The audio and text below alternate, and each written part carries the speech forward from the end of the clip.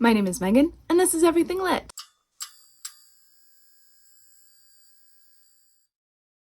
And if I look a little glowy, it's because Michigan warmed up real quick, and my room is upstairs, so we're a little steamy up here. But today, I am so excited to bring you episode 2 of my Fangirls Guide series.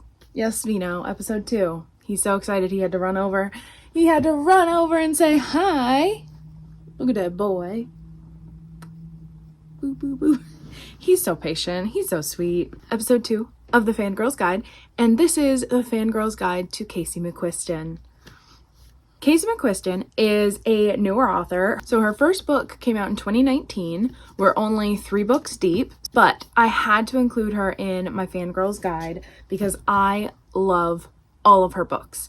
I am a Casey McQuiston stan, and that's just how it is. I think her characters are very well developed. They're very human, both in their flaws and in their interests. And usually she features a romance in her story. The plot is very romance heavy, but there is always something else going on. And I think her plots are very well done. I think everything ties together in the end. They're very tight in terms of event after event leading to this overall revelation, and whether that revelation is just like, oh, I love this person, or whether that revelation is something about time travel. No spoilers, but I just love her. So let's talk about Casey McQuiston and all her published works so far. First, her breakout novel, Red, White, and Royal Blue. This is the special edition, just came out recently. I do have the original edition downstairs. I didn't grab it. This is about Alex Claremont Diaz, the first son of a female president, and it is notably the first female president, and Prince Henry of England. I believe he's the second son in this book. Basically, it's a romance between them. But it's kind of pitched as enemies to lovers. So in the setup of this book, Alex and Henry do not get along. They have this altercation I believe it's at a wedding, and they maybe knock over the wedding cake. It's very like rom-com vibes at the beginning.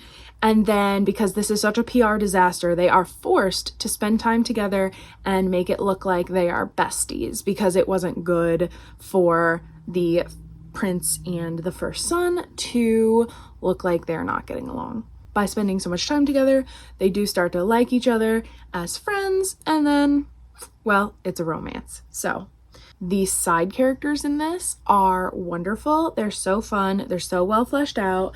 There is one particular scene that I really can't wait to see in the movie adaptation that is coming soon, where they are all at a karaoke bar and just like living their best early 20s lives. That scene sticks out in a way that it was so well written, both like the emotions of like being out with your friends and just loving everything and having a great time. It brought me back to my grad school days, so loved that. So the tropes that are present in this book we've got enemies to lovers. It's a very quick enemies to lovers though. They're enemies for like 30 pages. Fake it for the media. It is a slowish burn, and there is politics involved. One of the other tropes or things happening in Red, White, and Royal Blue is mixed media, because we do get emails between Alex and Henry and sometimes texts. One comp for this would be American Royalty by Tracy Livesay. Seems like it's a opposites attract, maybe enemies to lovers.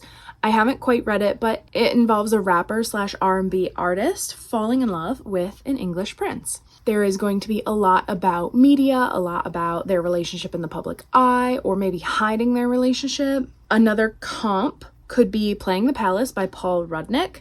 Now, I actually just recently read this to get a better idea of comps for this video, because a lot of the reviews for Playing the Palace compare it to Red, White, and Royal Blue and say it's not as good, and a lot of them didn't like it.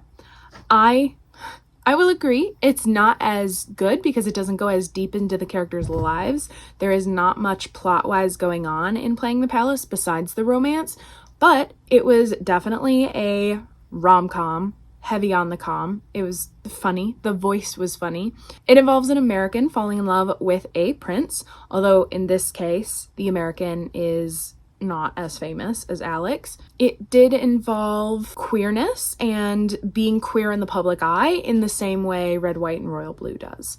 So I think it is actually a fair comp, although I will say if you're going to read them back to back, read Playing the Palace first. And then another comp that I have not read is Love, Hate, and Clickbait.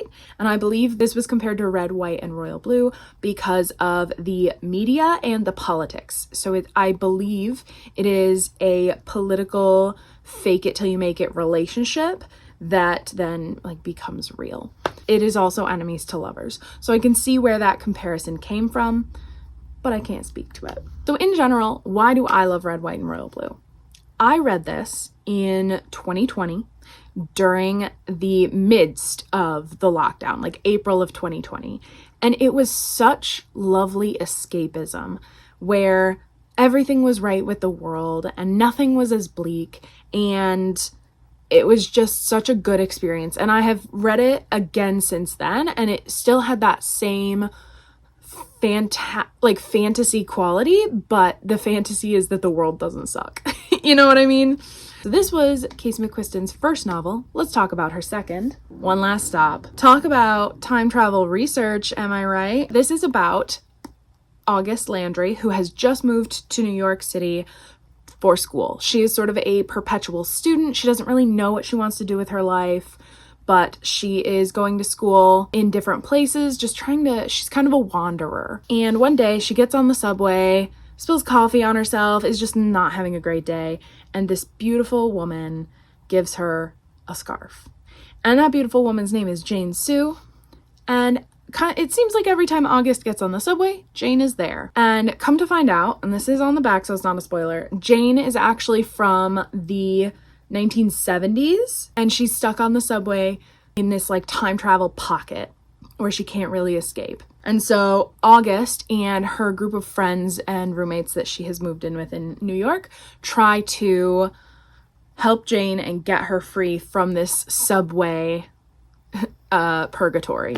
I enjoyed this book so much. I will say it can be a little slow, but I really loved the slight magical, like whimsicalness of the story, because you have this magical New York, the New York that people fantasize about, where, you know, there's this diner that seems timeless. There's this time travel girl stuck on the subway. And so through these characters and these places, you get to kind of explore the history, the queer history of New York and a couple other places, because both August and Jane are wanderers and they both kind of ended up in New York. The ending came together so well, in my opinion. And by the end, I was crying. I think this is a very emotional story if you really let yourself get swept up in these characters. Some of the tropes. Welcome to New York. We've got a new girl in New York. Time travel. Semi-public sex. I mean, she is stuck on the subway and their relationship has to develop somehow. That's all I'm saying. Bonding through music. Queer history. And a bit of a slow burn, but also the story is just a little slow. I would say this also, one of the other tropes in this is a bit of a grumpy sunshine romance. August is a bit of a grump, a bit of a cynic. Jane is a more romantic kind of character. So I have a couple comps for this, and one I have read, one I haven't. So the first one, I would compare it to Delilah Green Doesn't Care. And the reason for this comp is the depth in which the author explores the personal problems and personal trauma outside of the romance. This deals a lot with Delilah coming to terms with her stepmother and stepsister and their relationship, and Claire being a single mother and dealing with that relationship with her ex. There's a lot more going on in this than just the romance, and it is the same with One Last Stop. I would also compare these for the side characters. The side characters in One Last Stop, August's roommates, are fantastic, and they're all distinct, and they do have their side plots going on. The side characters in Delilah Green Doesn't Care also have their own side plots. They're very distinct. This also has a bit of a Grumpy Sunshine dynamic. Another book I would compare to One Last Stop is Last Night at the Telegraph Club by Melinda Lowe. I have not yet read this.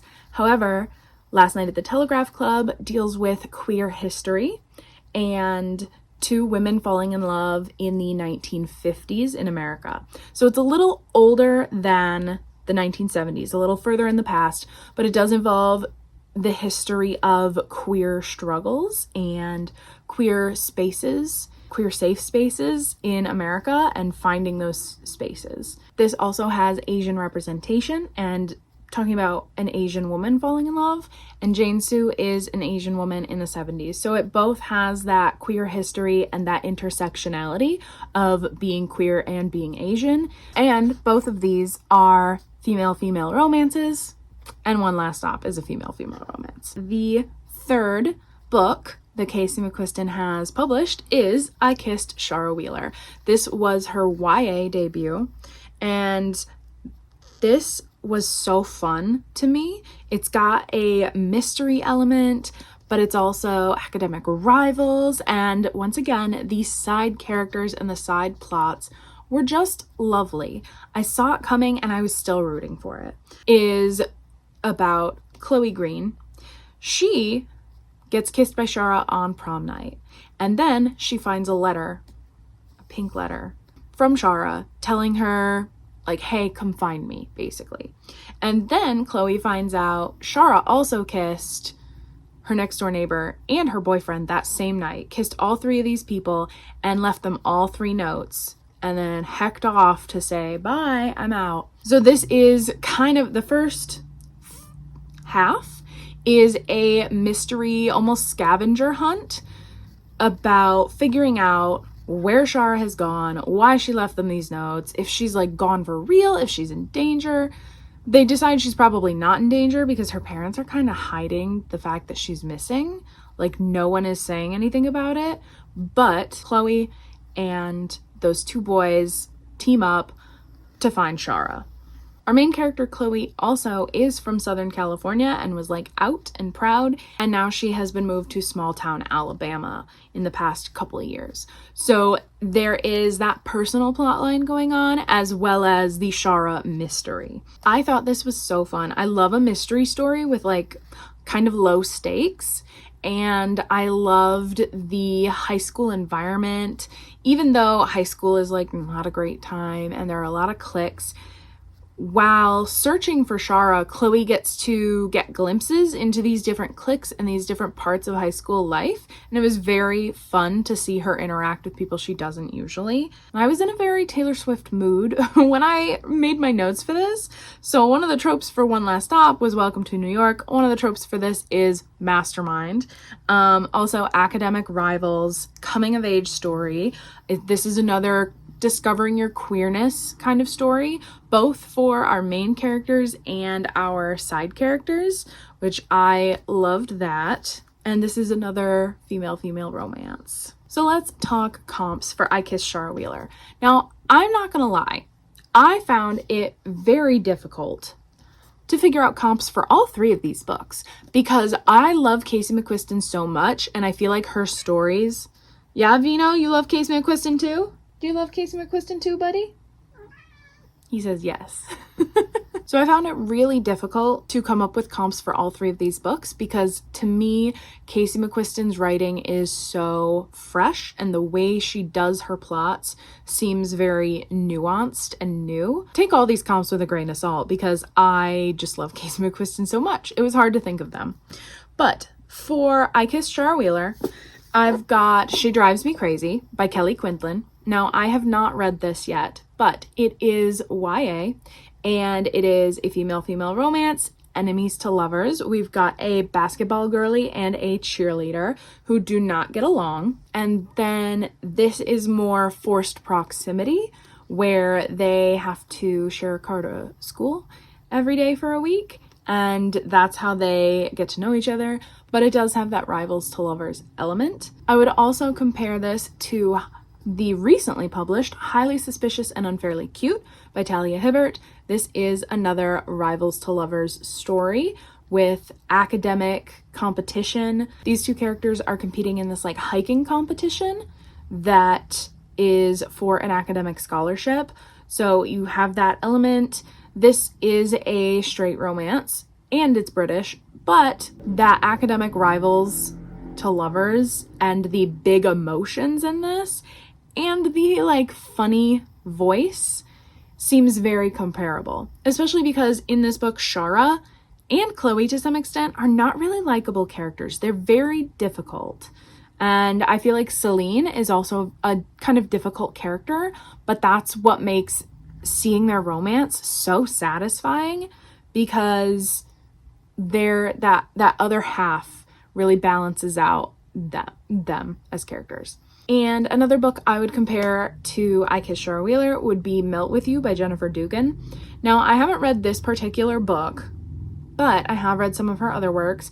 This is a female-female romance set over the summer, and I believe these two girls are rivals, but they end up working at the same ice cream truck, and so then they get to know each other. So a lot of the comps for this are the rivals to lovers thing, because I feel like I haven't read a good mystery romance in YA where you're like searching for something together or figuring something out together the way this has that scavenger hunt. Now, I don't necessarily recommend this, but I've also heard that Paper Towns by John Green is comparable to I Kiss Shara Wheeler, because it is about a boy who falls in love with the it girl at the school. She climbs in his window, kisses him, and then dips and is missing for a while. And he and his friends are trying to figure out where she went and if she's okay.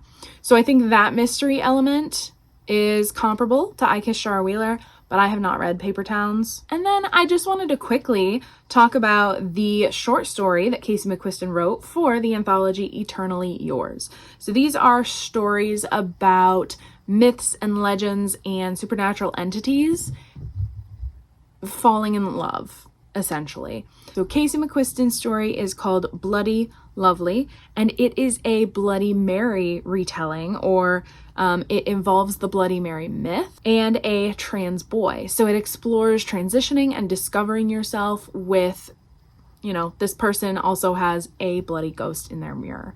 I really enjoyed this short story. It was well written, and the details, some of the intimate moments of this trans boy discovering their transness and what made them comfortable in their body and in their gender was just so interesting and so lovely. And then their relationship with Bloody Mary and the way that they interacted was fun and sweet and a little gross. There's very much an emphasis on like the blood on Bloody Mary and how like squelchy, and it was kind of gross, but you have to have that element in almost like a horror romance, but it wasn't really horror, but a little bit. And then the ending was wonderful, and I should have seen it coming, but I somehow didn't. So that's the mark of a good short story, when the ending takes you by surprise but makes perfect sense. Those are Casey McQuiston's works right now. I do follow her on Instagram, and I know that she's at work on her 4th book. Very excited to see what that is about. Also, the One Last Stop special edition to match this is coming out in November. So if you're a fan like me, I'm gonna buy that, and I already know it. I should pre-order it, actually. So before I get into the stats for these books about, what's the most read, what's the most liked, let's talk about Casey McQuiston's detractors. What are people saying who don't like Casey McQuiston? The hard part about making this video is going and looking for these criticisms, because I just have such a hard time with it. I'm just like, no, protect her. Everything is wonderful. But from what I could tell, amongst all 3 books, some of the detractors are unlikable characters, specifically in I Kiss Shara Wheeler and One Last Stop. Some people did not get on board with August as a character. A lot of people did not like Chloe and did not like Shara, did not root for their romance.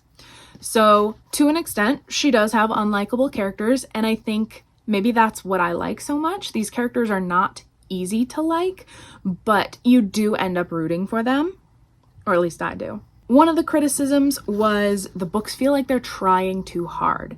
Now, this criticism came from a place of trying too hard to be like cool, or trying too hard to include a lot of identities, because One Last Stop involves a lot of different queer characters of different nationalities, and I Kiss Char Wheeler also involves a lot of people discovering their queerness. So I think that is what the trying too hard came down to. There are a lot of different identities in some of these books, and people think that that's trying too hard, making them different nationalities, ethnicities, belief systems. I'm just telling you what other people said. People have said her books are boring. I can see that. I can see that criticism, especially for One Last Stop. It does move slowly at times. I also heard people, when the mystery element of this book resolved, some people found that disappointing. They wanted the mystery element to last longer and be the whole plot and not have that resolution at the end. People also found this boring, and they also found it unbelievable, unrealistic. And while that is a fair criticism to say this is unrealistic, to me, that's the point.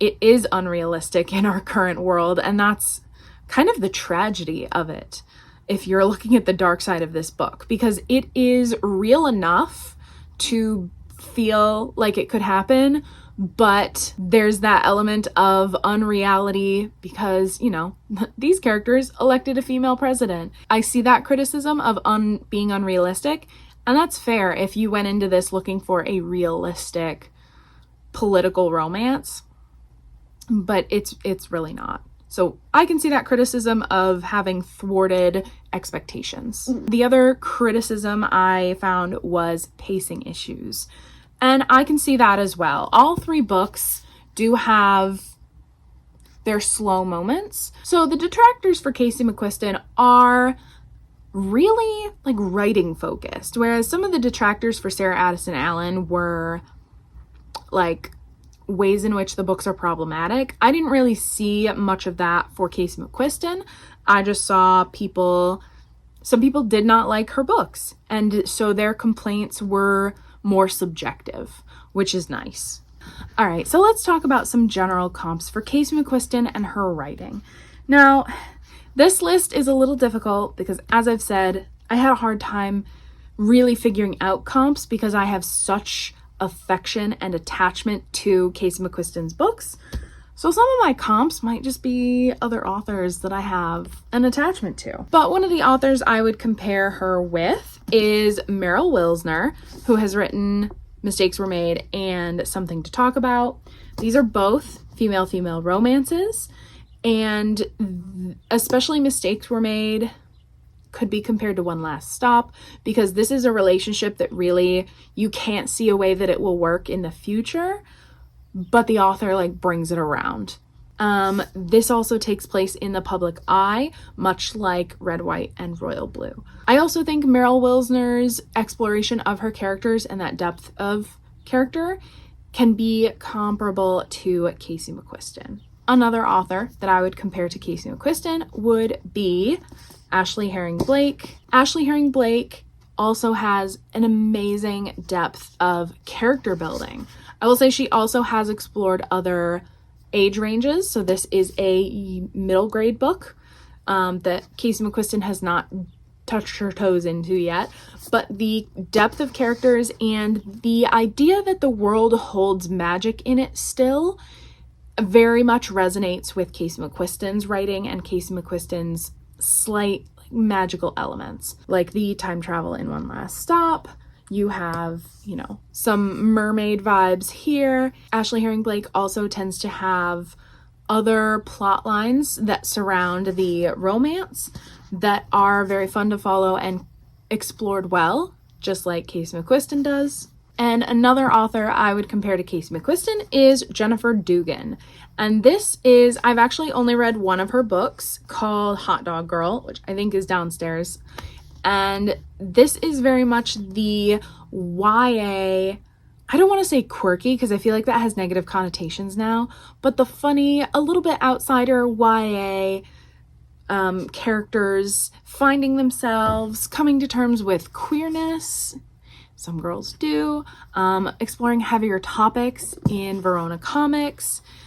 I think that Jennifer Dugan's writing can be compared to Casey McQuiston's in the care that they take with their characters, the building of their side characters, and that comedy. There is a comedy element to Casey McQuiston's writing that I think Jennifer Dugan also has, especially in Hot Dog Girl. All right, so let's get into the stats for these 3 books. I'm going to try to do the same stats in every video. So the first stat is order in which I read them, which is also the order in which they were published.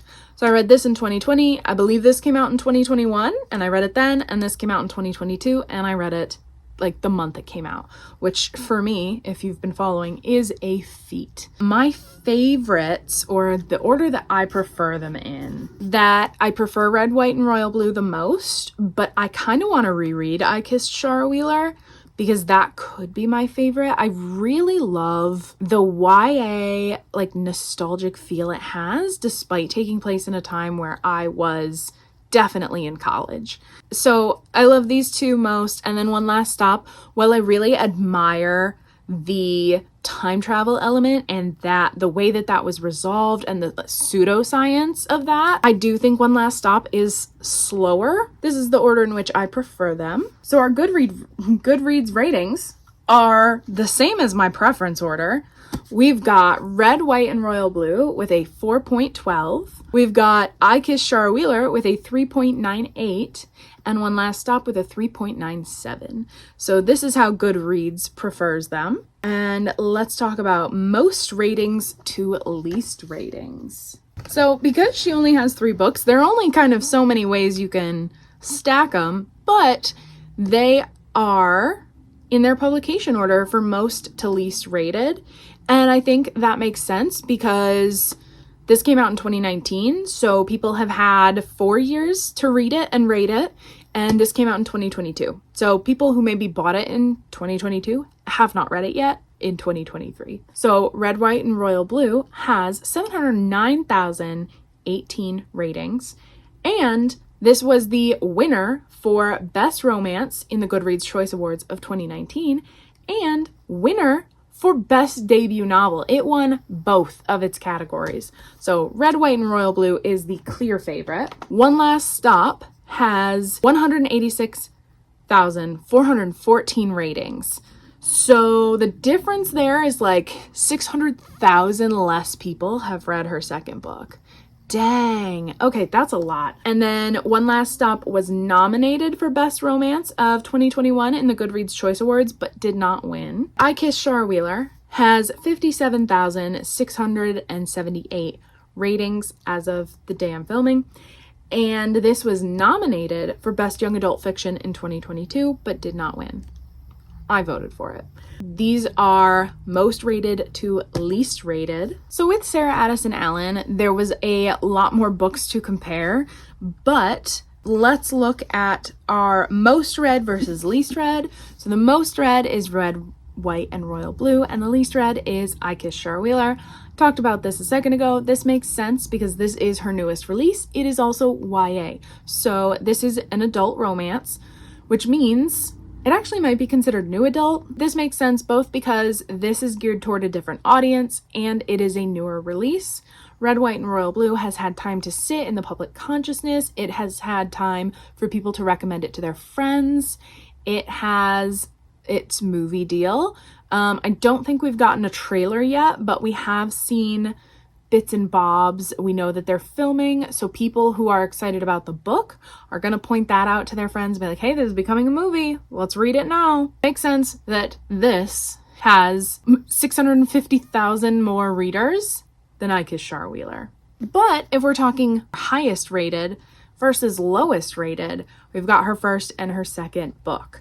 I think there's an interesting conversation to be had about the fact that this is a male-male romance and this is a female-female romance. If you spent time in fandom spaces, you know that stories where two men fall in love or two men are the main characters have a way higher readership than stories where there are two female characters falling in love. And so I think it is super interesting that her highest rated book is the male one. This is her lowest rated, the specifically female with on-page sex scenes. And then the other female romance also has low rating. Well, it's still a high rating, but they're both rated lower than Red, White, and Royal Blue. I think that's a really interesting statistic to keep an eye on, especially when you have the same author writing these kinds of pairings.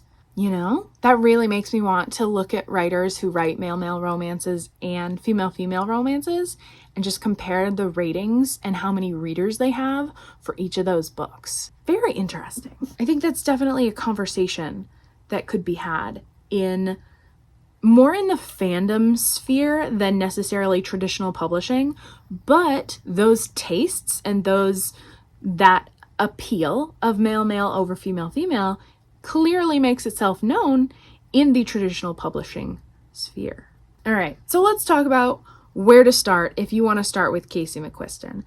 I feel like in most of these videos, I'm going to say start with their first book. Yeah, if you want to fall in love with Casey McQuiston, you should probably start with Red, White, and Royal Blue. It won 2 categories of the Goodreads Choice Awards the year it was published. It has 709,000 ratings and still has a 4.12 average.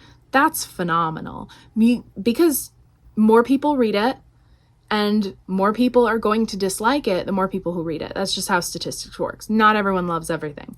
But out of 709,000 people, the average is a 4.12, meaning that's a lot of 5 stars.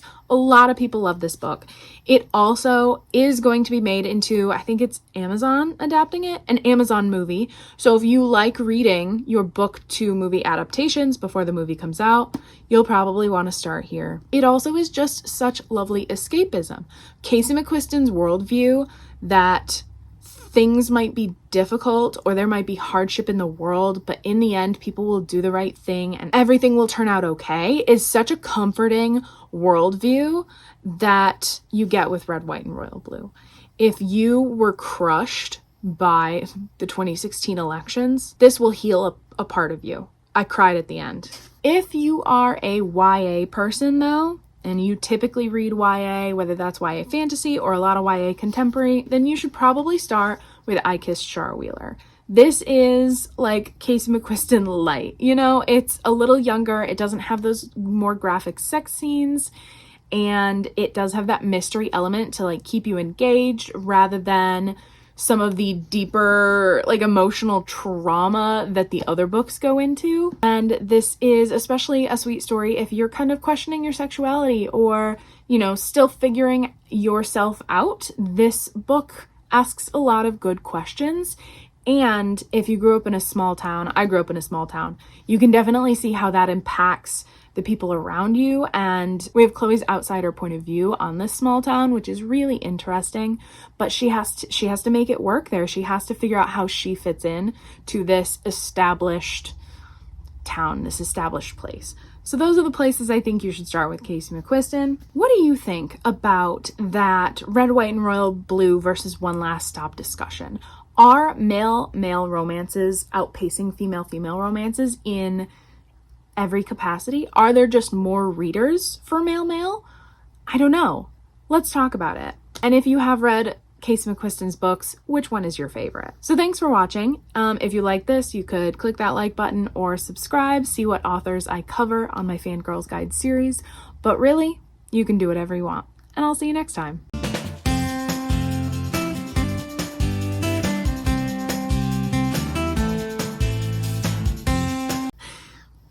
Yeah? What? Is it hot up here? Yeah? Drink some water, bud.